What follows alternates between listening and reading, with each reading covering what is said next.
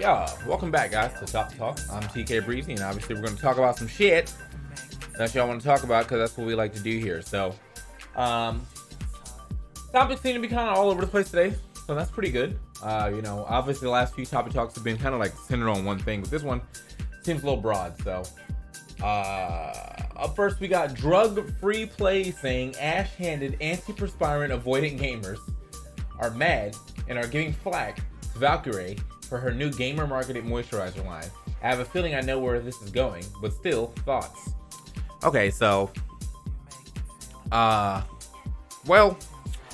so the thing about this Valkyrae thing is that, like, there's a promise in there that I feel like she didn't really have to make. Valkyrae already has a really big, like, name. Like, she is very, very well known, recognized. She's been in music videos, probably movies, just all kind of good stuff, right?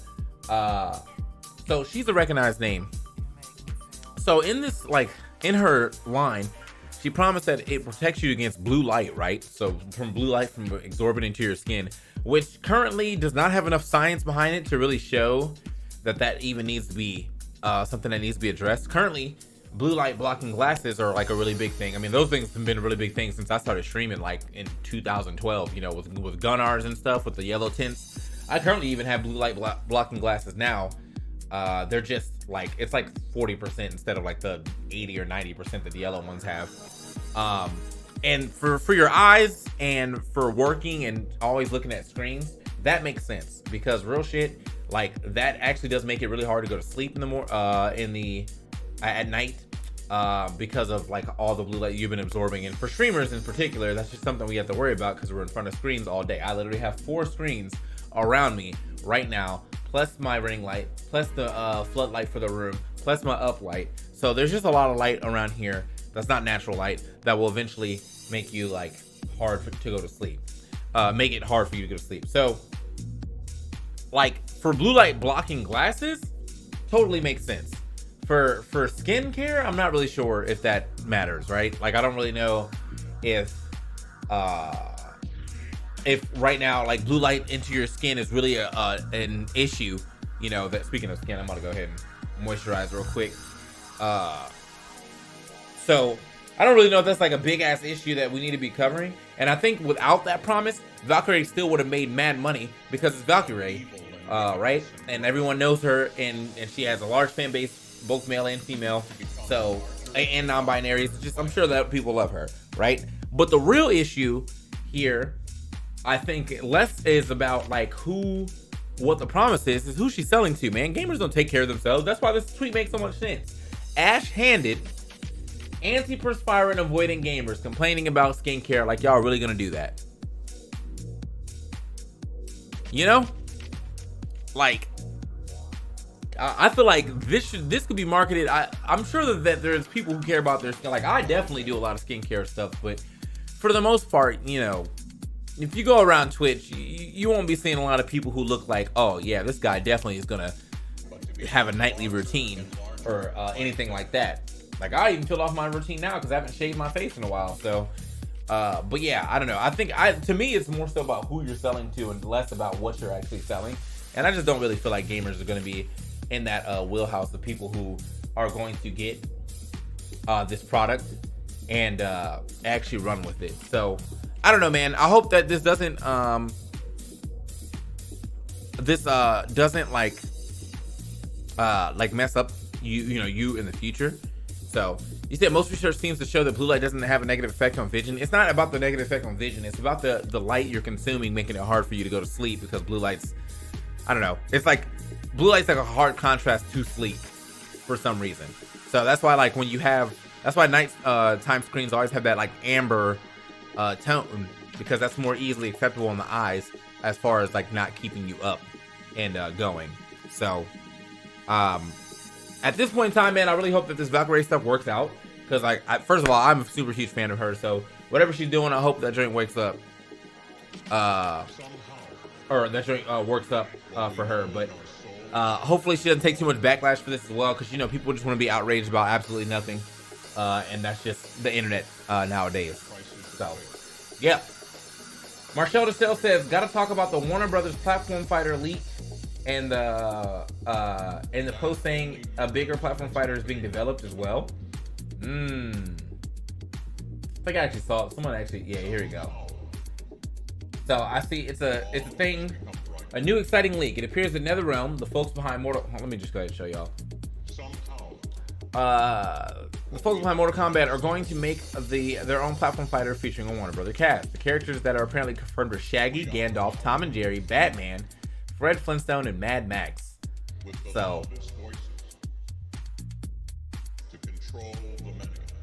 all right, I am interested. I'm definitely interested.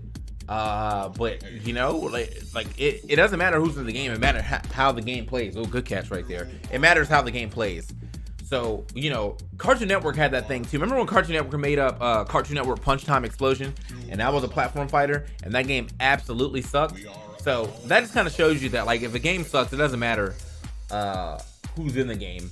If the game is just bad, then it's just bad, right? So hopefully that game pops off, because I mean, I'm interested in playing more platform fighters, and yeah, I would like to Tom and Jerry some people's shit, you know, like that sounds mad fun. So we'll see how that goes, but that's one of those things you gotta kind of wait off into the future. So we got Devade saying too long didn't read. Should Northern Cave be banned for colorblind players? The Kentucky scene, my area, recently hit the topic of Northern Cave potentially causing an issue for colorblind players, but I can't find if the issue is real or if KY is being overly cautious. There's also an option of making a clause to give them an extra ban or accepting Kalos, much bigger stage, as an alt. First of all, I don't know how that's like messing up colorblind people. More than the game would already be messing up colorblind people, you know what I'm saying? Like, but then again, there's like several types of colorblind, so I'm not really sure. I'm not super educated on the on how like colorblindness works, as far as like what you can't see, how it affects you, especially when playing games. I think that Northern Cave's issue was mostly because people were talking about the big background in the background, but I don't know, man. Like, all these arguments for like games or for stages that needed to be banned because of the background never really hit to me, except for Smash 4's Final Destination, but that was only for like half a second. Like, it wasn't even like a super long thing. It was literally like half a second where, like, you know, the white flash would come up and you couldn't really see much. And yes, while that's still messing up the competitive integrity of the game, I think that half a second is not enough to really cause for a ban. Now, I've played a lot on Great or Northern Cave, and I love that stage. But if it is really causing an issue for colorblind players, or just if it's really that distracting, then by all means, I do not think it is an actual direct one-to-one comparison to Kalos, because not only does Kalos have, like, you know, Kalos has the same platform layout, but Kalos also has a wall that goes all the way down, and I think that some people actually pick that stage so that certain characters can't go under the stage, or because they want a wall jump, and you don't really get that same option and luxury from Northern Cave. So Northern Cave, you could be like, I really like the Kalos platform layout, but I don't like having walls, therefore Northern Cave. So I don't know. I'm kind of in the boat that we definitely need more stages, and probably just add another band, because there's a lot of like alternative stages that kind of like slightly differ from one of the stages that we have before, and we can just add 3 bands so you can outright ban a whole like section of stages. Like, you don't want triplats, ban all 3 triplats. You don't want Kalos types, then ban Kalos in Great Cave or Northern Cave, and then whatever else you need to ban. So hopefully people stop being so conservative with the stage list, because I would like to see some more stages. I definitely would like to see some more stages. So what else we got? Hold on. All right, so that's all I feel about that. Cash Money says, do Smash players take themselves too seriously? Yes. Next question. Nah, seriously though, yes. That's just, I want to say that about that. Yes, you guys, and I don't even feel like they take themselves too seriously. I think they take everything too seriously, because people just, I think people currently in this new age of, you know, post quarantine, want to be mad about everything. Now, of course, before quarantine and in 2020, that big exodus definitely needed to happen. But now I feel like people are just trying to be upset about whatever they can be upset about at any point in time to cause outrage for whatever reason. So yes, you know what? We're all playing a children's party game. Like, stop. You don't have to, like, you know, just chill the fuck out. Anyway. Who's my favorite player to watch offline? Says X Warriors. My favorite player to watch offline is Mango and Void.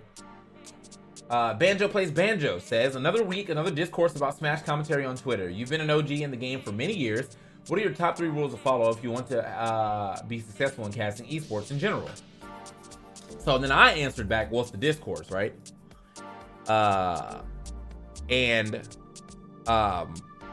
Last came back, shouts to Last, says Syrup made a tweet, deleted now, that basically said commentators who aren't top players lack a perspective on what players are thinking in certain interactions, and as a result focus on the wrong things when casting. Aiden quote retweeted, being sarcastic, and his tweet said, absolutely woke take. Glad someone is bringing this up for the first time. To which Toph also says, damn, this is absolutely huge. We'll look into this ASAP. So obviously this kid's getting flamed. Come to find out this kid is 14, but I don't care. I think that if you're willing to throw the first stone, you should be willing to take the stone thrown back at you, bro. So this is my issue, okay? With this tweet and just in commentary in general is that, like, the tweets like this make me feel as though people think commentary is purely analysis, and that's not true.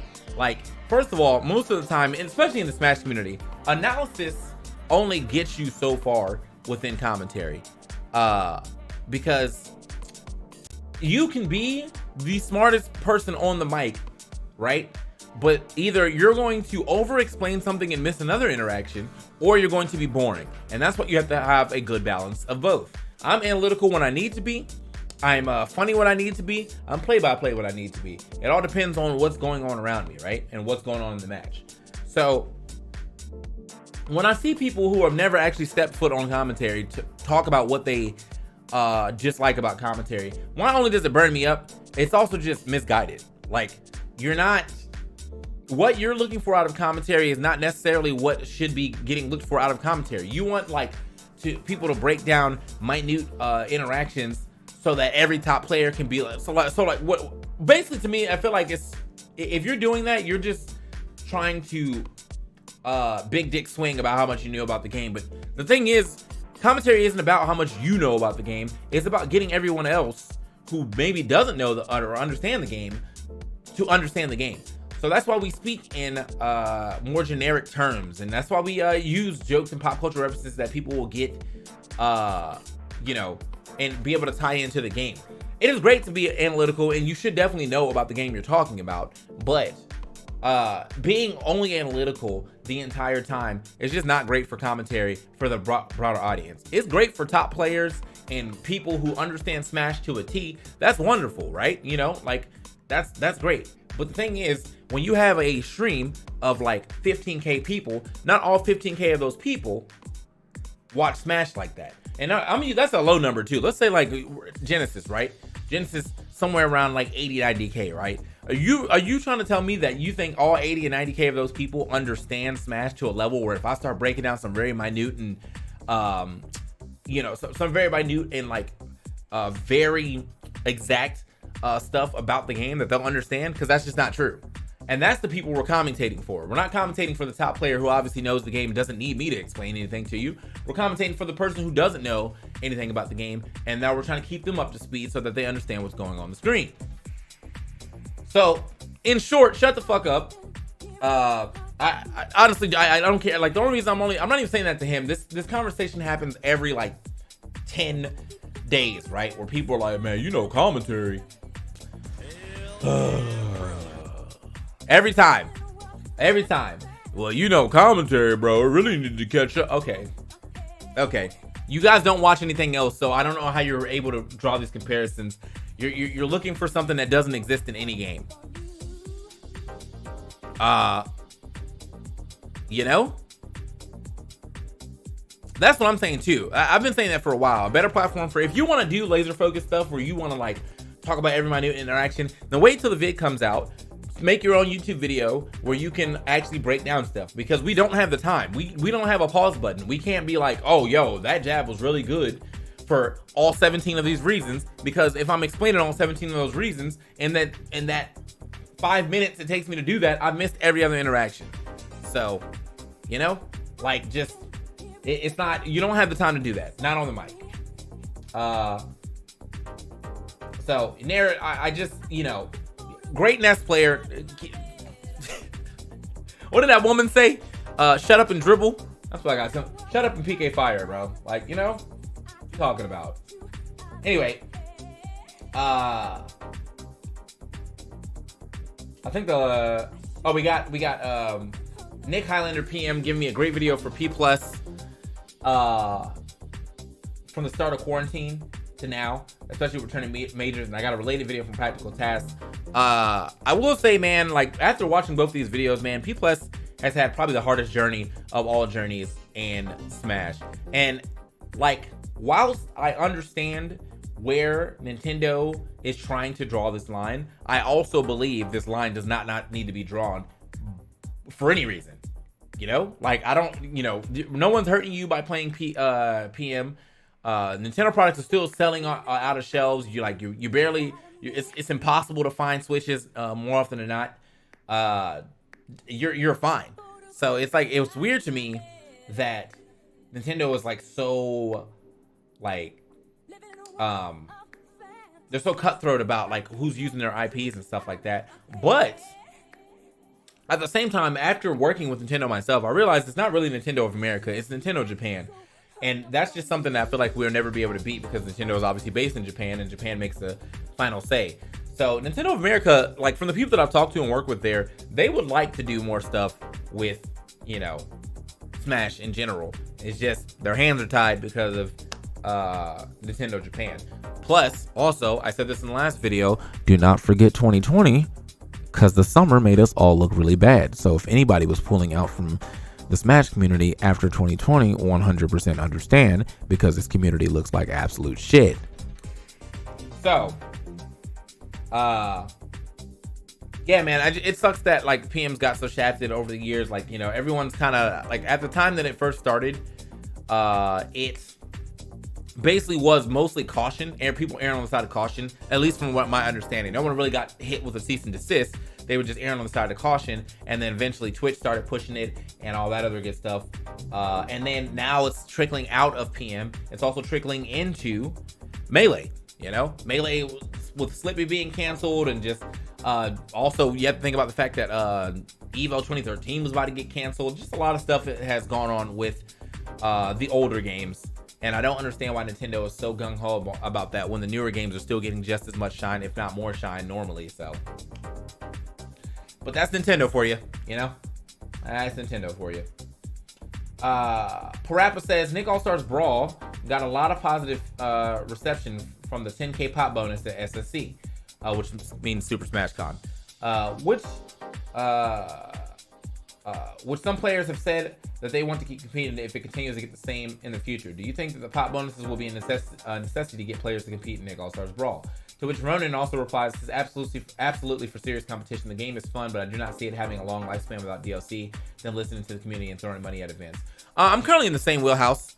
I think that currently that pop bonus is definitely one of the reasons why people looked so hard into that game, because that's a lot of money that you can win. But also, if you're looking at like the YouTube's videos and stuff that came from SmashCon, you can definitely tell that that game is not getting as much hype as we originally thought. Probably because we were playing on the Switch version. The Switch version is busted, but like, just in general, it just didn't seem as hype as it felt at the venue. At the venue, it was great. Everyone was jumping up. Like, we were hyped to see, you know, Nair bending. We were hyped to see SpongeBob combos. We were hyped to see Reptar doing his thing.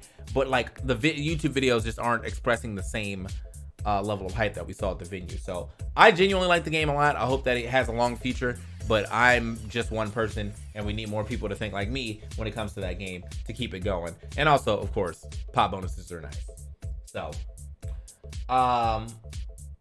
it looks like that was the last question there. So yeah, that's gonna be it for Topic Talk, man. Thank you guys for watching once again. I'll probably link. I know people have always been asking about the music, so I'm just gonna link this playlist in the description below. It's just a playlist. It's just a deep house playlist. So I can't tell you the names of the songs, but I can tell you that if you just put on this deep house playlist, you'll get the same type of vibe the entire time. Also, down there will be the Topic Talk playlist. So if you've missed any of the older Topic Talks, you can go ahead and click that and watch all those. Leave a like, a follow, subscribe to my my YouTube, and of course, if you have watched all the way to the end and you're like, man, when does he do this live? Well, why don't you come over to the Twitch and hit that subscribe button too? It means a lot to me. Seeing that this is usually my main source of income, and on top of that, I love streaming. So with that being said, man, thank you guys for watching. It's a great time. Say bye to the chat, say bye to the people. I will see you on the next Topic Talk, where we'll talk about even more things that you guys want to talk about. And with that being said, I'll catch you next time. Peace.